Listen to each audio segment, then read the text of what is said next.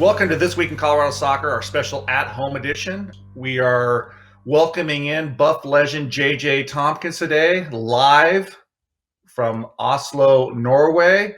JJ, give us an update. What are you up to? Where are you? What's going on?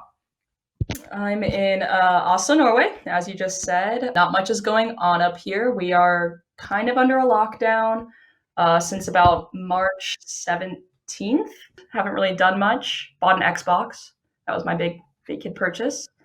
And so, yeah, just soccer and Xbox and reading. It's all that's going on over in Oslo. So everybody in Boulder's favorite club is now Vålerenga, in the top Syrian in Norway. So let us know where we can buy gear once you start playing. For sure. Have you been able to get out and about and explore Oslo at all since you've been there? Yeah, actually, the first 2 weeks I was here, I was able to go and just explore the city. Now that we're kind of under lockdown, I have a lot more free time to go out and walk around. I feel like I've seen everything that I can see within the train area that I can take. There's a train that'll take you all around. And so when I get really bored, we just go on walks, me, my roommate and I. And then the other goalkeeper sometimes joins us for the walks, and we'll just walk around the city a bunch, which is really nice. And there's like a waterfront area that's really pretty, and you can just follow that the entire way. So I've been able to explore a bunch, which has been really nice. Nice. Now, have they given you guys any thoughts on when you might be able to actually train or actually play games, and how long does your season actually go to if there was no delays? Yeah, so we were supposed to start March 23rd, or around then was supposed to be our first game. And then that goes up until October, November with the cup. But now we keep getting pushed back a bit. It's up in the air. Hopefully after Easter, the Norwegian Federation is going to talk about it. But we are able to train with 5 people, which has been super nice, especially for the goalkeepers. So people can actually take shots on us, hopefully soon, because it was supposed to be May 15th was supposed to be it, but then they moved it to June 15th. Let's talk a little bit about your last match as a Buff, the infamous match against North Carolina. Kind of give, now that you've had some time to reflect on it, and actually, I know you went to preseason in Spain, and I think you got a couple matches in there, but really it was your last competitive match. Are you still thinking about it, or what are your thoughts on that?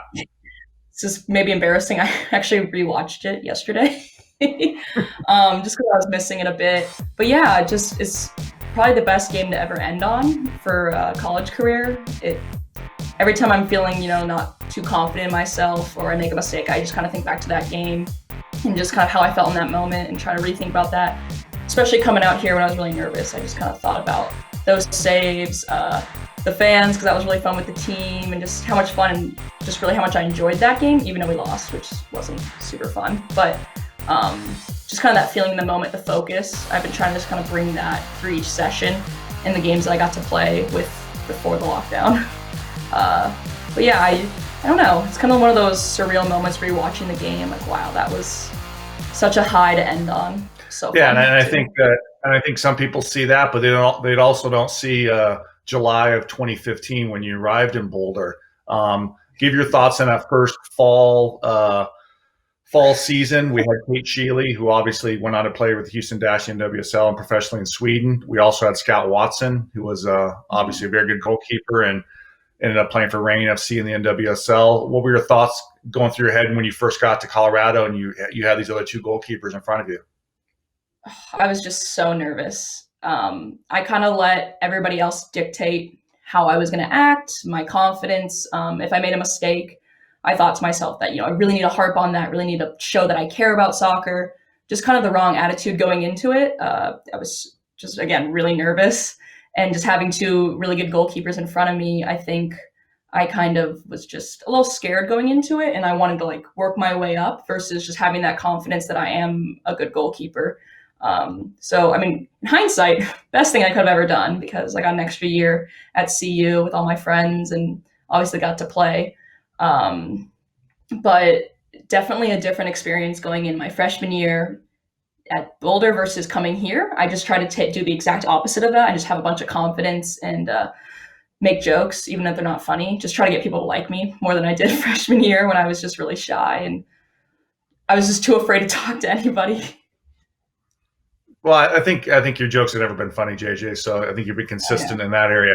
I think it's a good message, though, for our players and our future recruits that I think there's instant gratification. They feel like things should happen. And JJ is obviously the best goalkeeper CU's ever produced, and she came in as a third stringer, not fit, not sharp, not confident, telling bad jokes, like she said. And look where she ended up now.